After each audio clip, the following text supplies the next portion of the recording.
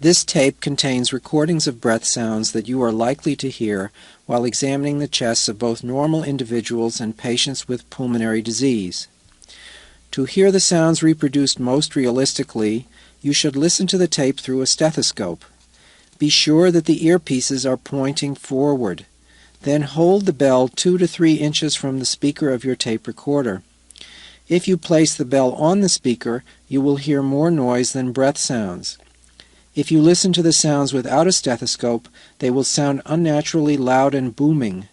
This phenomenon, known as the Fletcher-Munson effect, is due to the frequency response characteristics of the human ear.